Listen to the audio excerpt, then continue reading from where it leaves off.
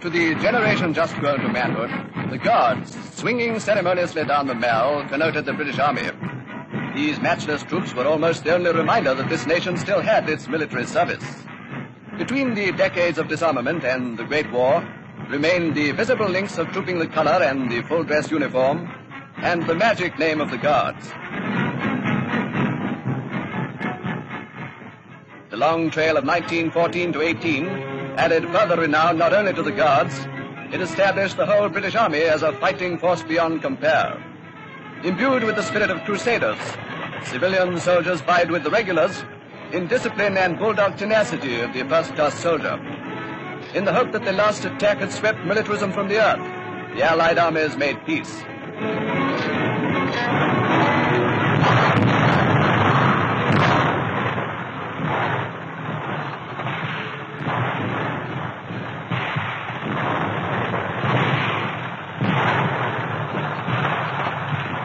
London acclaimed as heroes the men who came back from the war to end war.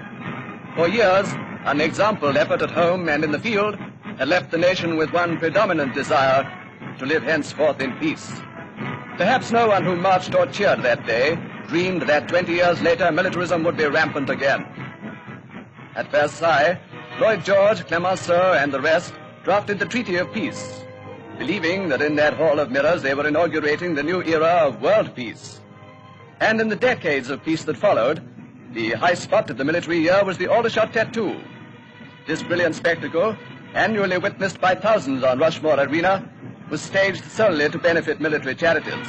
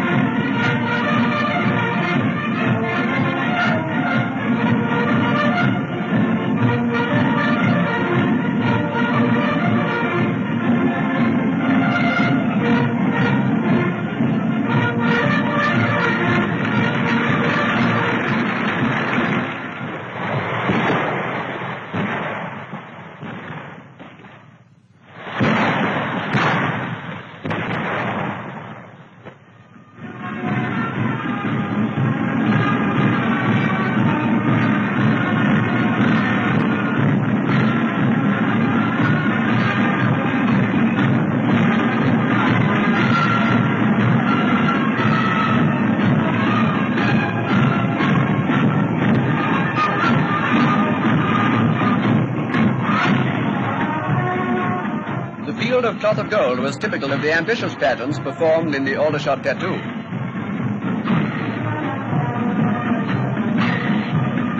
Often when Britain has dwelt admiringly on her illustrious past, she has renewed her glory.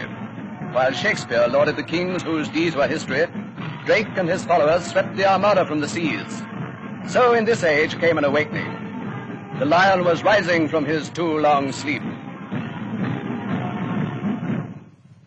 At the Ministry of War, a new spirit was evident. An inspired appointment brought Viscount Gort, VC in the last war, to the highest peacetime post in the army. With his chief, Lord Gort planned a recruiting drive. As Britain still clung to the voluntary system, the Central Recruiting Office used high-pressure publicity to attract the right type of men in the right numbers. After a few weeks with the colors, the recruits made excellent soldiers.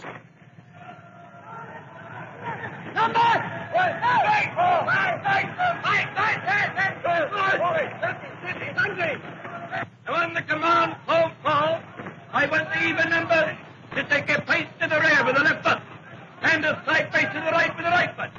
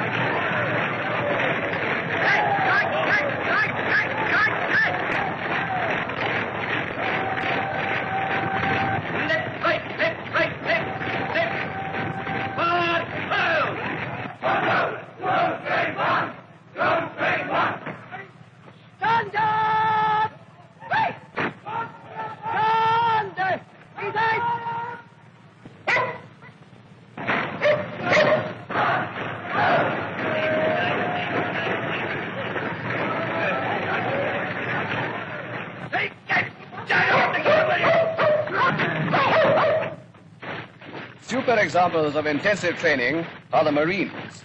After only 2 months in uniform, these men already move with a precision which 10 years on the square could hardly improve. Such exercises give fighting men that instant, instinctive, unquestioning obedience to orders which makes panic impossible.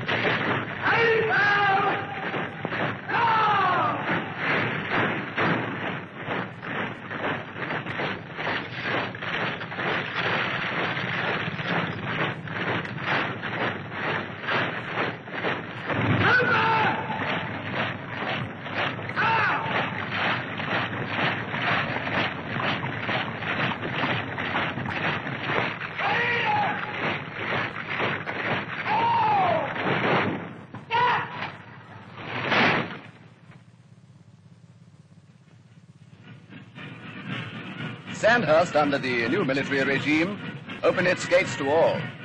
This training ground of future officers could now be entered from the lower ranks. Men already serving in the army who could pass the examination were now admitted.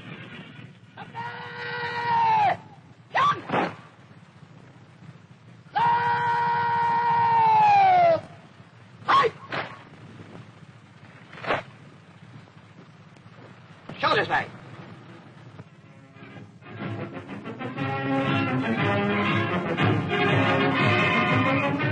Off parade, Sandhurst cadets wear their own distinctive off-duty dress. Their pillbox caps reminiscent of old photographs of the Victorian volunteers. Cycles are a necessary time saver, where parade ground and lecture rooms are quite a distance apart.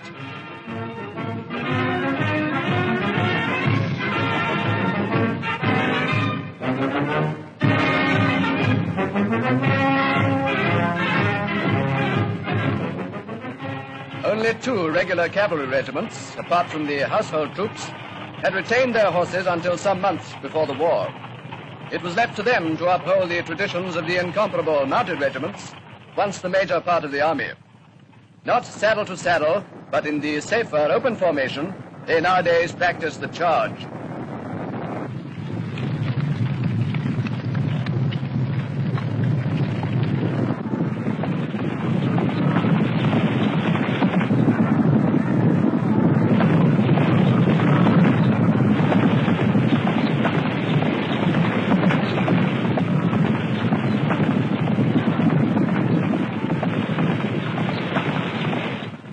Whether cavalry will or will not play much part in the present war, the real horse lover will welcome the change to mechanization. It spares animals in thousands the fate of adding their blood and entrails to the general carnage. So the nose bag gives place to the petrol tank. Not horses' hoofs, but tank tracks will pound the battlefields. The well-trained horseman is displaced by the lorry driver. And in the headlong charge upon the enemy position, tanks and not cavalry now lead the way.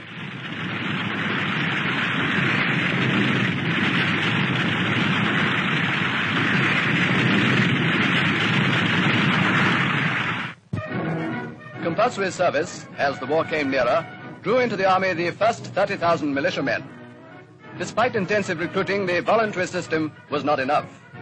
Under it, regulars and territorials combined numbered only 500,000, and of that number more than 100,000 were garrisoned abroad.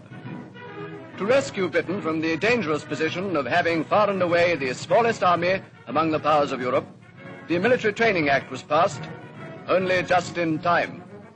Content at first to call comparatively few men to the colors, this compulsory scheme switched on the machinery by which a vast army could be rapidly created. General Dill inspected men of the first batch. Compulsory service draws on all classes of the country.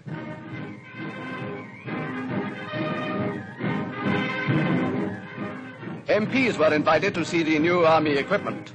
Battle dress dispenses with polished buttons and puttees. The infantryman's large pouches hold ammunition for a Benn gun. Pneumatic spades make light of digging reserve line trenches. The The new bayonet is barely half the length of the old type, much more easily fixed and carried. On a tripod, the Bren gun can be turned against aircraft. The new anti-tank rifle and that marvel of mobility, the anti-tank gun, as well as the latest radio equipment of the infantry, were demonstrated for the MP's benefit. In the manufacture of ammunition, great strides have been made in the last few years. Too high a percentage of the millions of shells fired in the Great War missed their target through minute inaccuracies of weight and size, or because of below standard propellant charges. In this war, the instruments will be worthy of the men. All shells of a given caliber must weigh exactly the same if they're to pitch dead on the objective.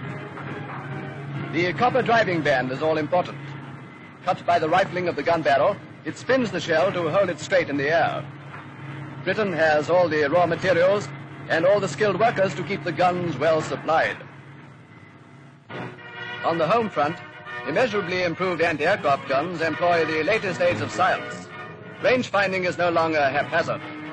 When found, it is called to the crew on the predictor, a miraculous instrument which estimates the speed of the air raider and where he will be in the split seconds when the shell fired at him will burst. By electrical connection, the predictor then trains the guns onto the target, with unpleasant consequences to any enemy flying within the 30,000-foot range of the 3.7. Queen Bee, a radio-controlled target plane, has many times been brought down by such anti-aircraft fire.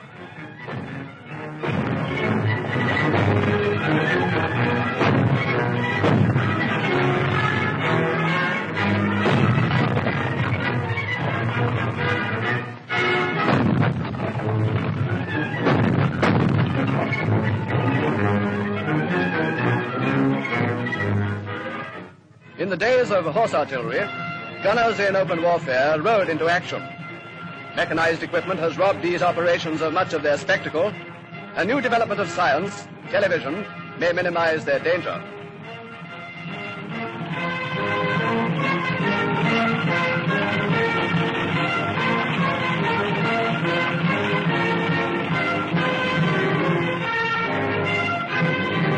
In the line ahead of the guns, artillery must have an observation post to check the accuracy of the firing. For the officer and his telephonist, this is the most dangerous work in the battery, and alarming numbers of officers are hit.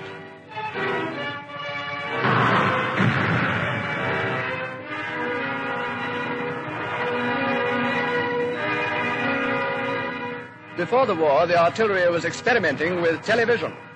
An unattended camera at the observation post would send to the battery receiving set far more accurate reports than could come through the field telephone of the officer. The battery commander would actually see the results of his fire.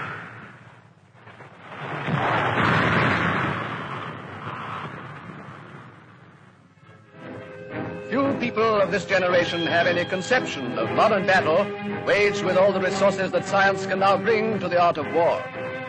More even than the machines, the men behind them excite our admiration. Men who know their machines and operate them rapidly, yet almost with the calm precision of troop movements on a barrack square.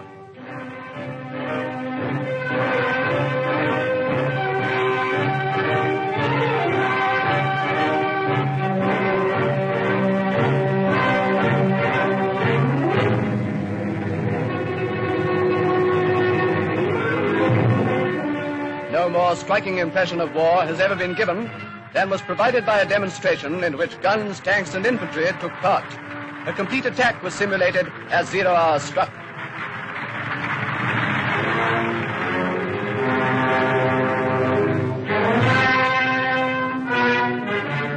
Fire!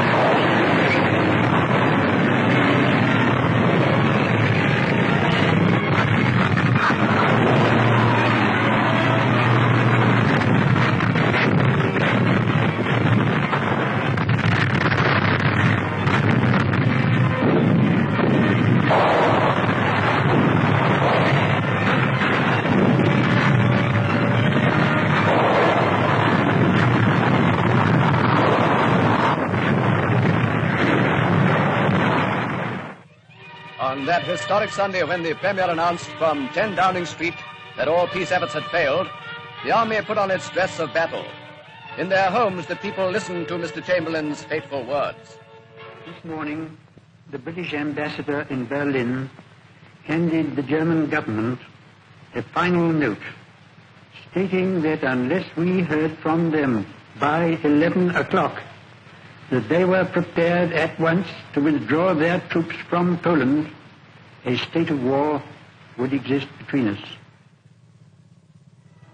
Reservists and territorials were rapidly mobilized. Upon this war, which every compromise and concession had failed to avert, all ranks of the army embarked with quiet determination to win.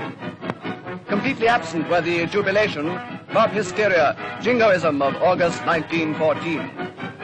All but the youngest soldiers remembered at least something of the last war. When the first drafts were ordered to France, they marched lightheartedly, yet appreciating that no picnic awaited them on the other side.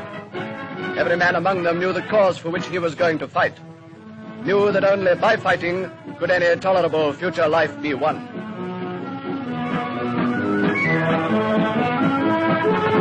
Lord Gort, the new commander-in-chief, and Sir Edmund Ironside, the chief of the General Staff, directed the campaign abroad.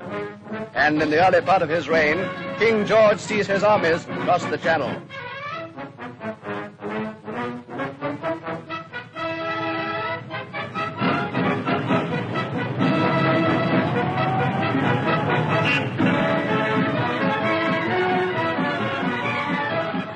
The Tommy Atkins who made a butt of the Kaiser 25 years ago today turns his unfailing humor on another subject.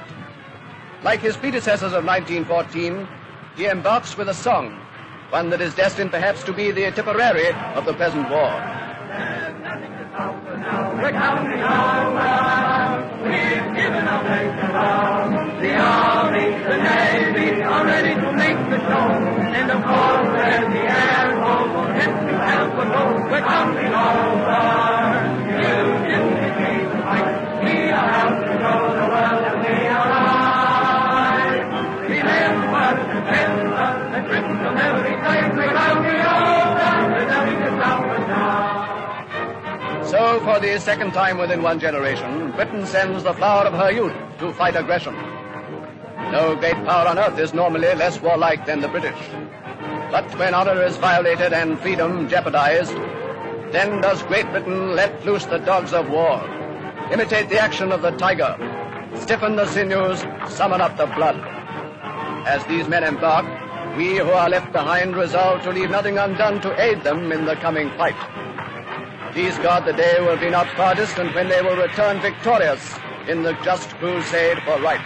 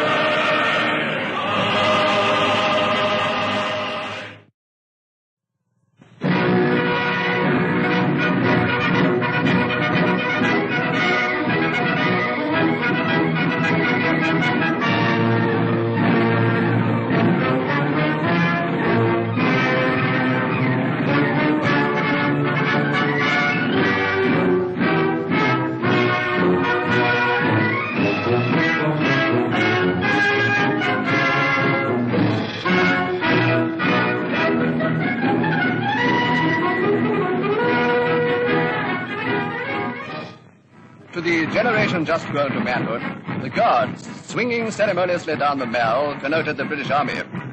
These matchless troops were almost the only reminder that this nation still had its military service. Between the decades, London acclaimed as heroes the men who came back from the war to end war. For years, an example effort at home and in the field had left the nation with one predominant desire: to live henceforth in peace.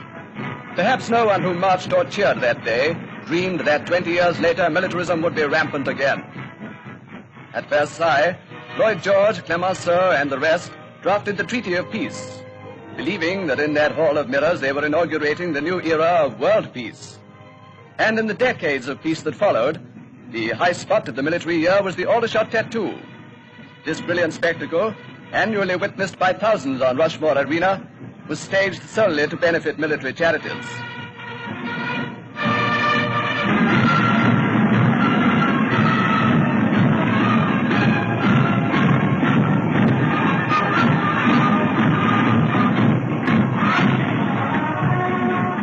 The field of cloth of gold was typical of the ambitious pageants performed in the Aldershot Tattoo.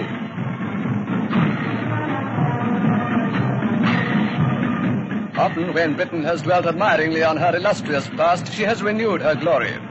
While Shakespeare lauded the kings whose deeds were history, Drake and his followers swept the Armada from the seas.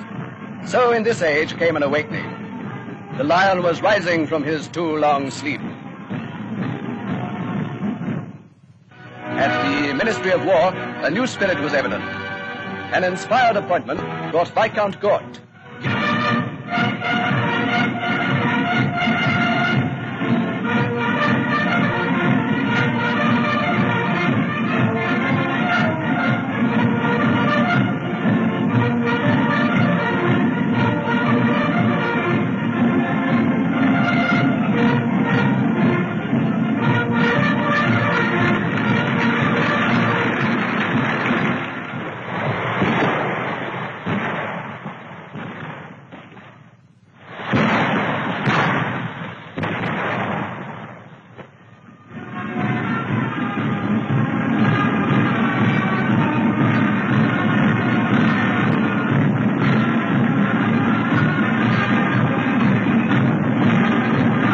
Of disarmament and the Great War remained the visible links of trooping the color and the full-dress uniform and the magic name of the Guards.